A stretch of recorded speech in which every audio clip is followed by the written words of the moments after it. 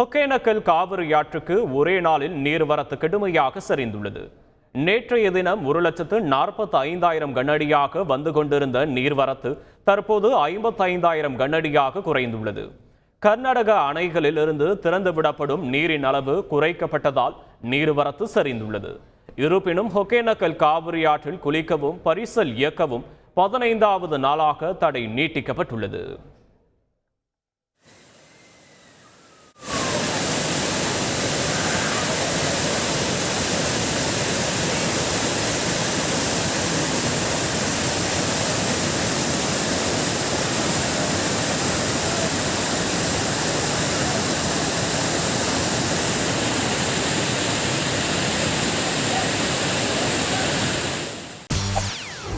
செய்திகளை உடனுக்குடன் தெரிந்து கொள்ள உடனே சப்ஸ்கிரைப் பண்ணுங்க.